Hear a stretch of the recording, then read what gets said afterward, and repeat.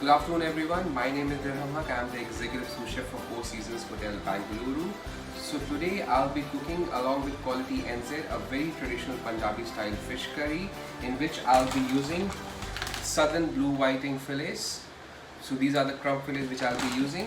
So just talking about the quality of the southern blue whiting fillets. So these are available around the year, these are frozen and these are a very high source of protein, and plus so you can find them like most of the available supermarkets, so like the Nature Basket or maybe the Big Basket, Food Hall and all these places. So stay tuned, I'm gonna cook a very nice Punjabi style fish curry for you all.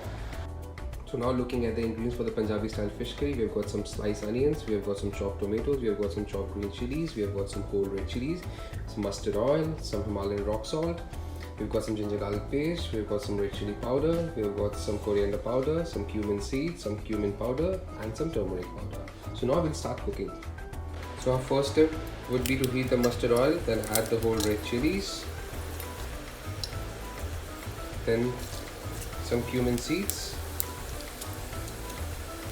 As soon as the cumin seed starts to crackle, we're going to add some sliced onions first.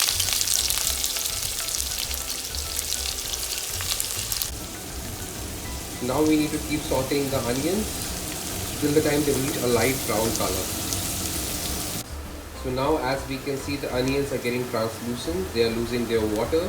The main idea for this dish is that the quantity of onions and the quantity of tomatoes has to be equal, so like 1:1.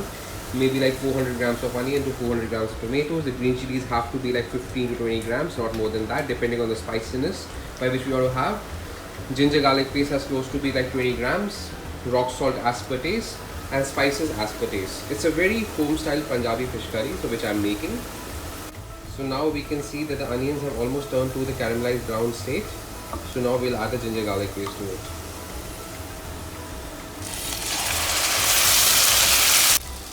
After adding the ginger garlic paste, we are required to add the chopped tomatoes and the green chilies. And now we're gonna saute the tomatoes.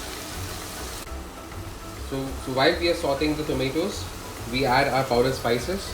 So first we add the coriander powder,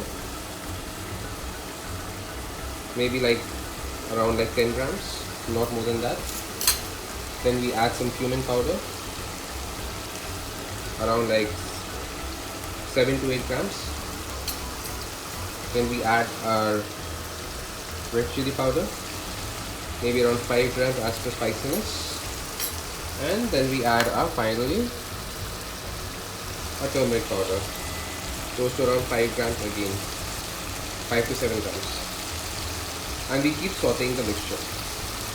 Now we're gonna add the rock salt. It has a lot of saltiness in it, so we add in a very minimal quantity. It is not the modified form of salt, it's the pure rock salt. Now we can see that the spices have been added, the onion, tomatoes and all the ingredients have been added. Now we're gonna add some homemade fresh tomato puree, made from the fresh tomatoes. It's like bright red in color because the tomatoes are in the season right now. And we're gonna keep sauteing this mixture. So now we can observe the color of the dish. It's like almost reddish in color.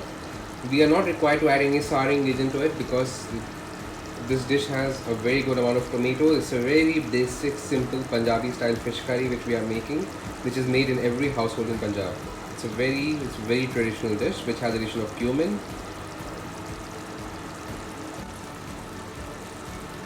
Just to cut the acidity of tomatoes and the tanginess of tomatoes, we'll be adding a little bit of sugar.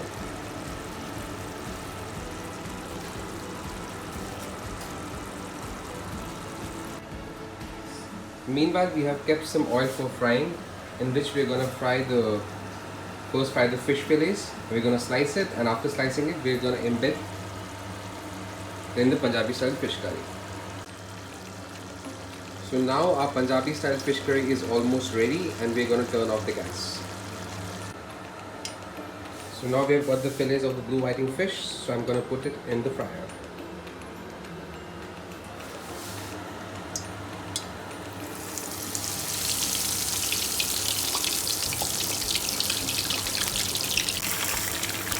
So now the fillet is almost fried, so I'm going to take it out and I'm going to tap the excess oil from the fillet.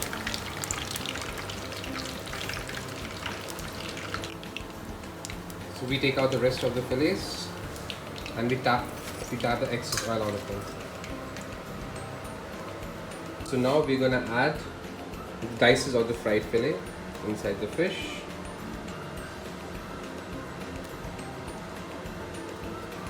Some chopped coriander on top.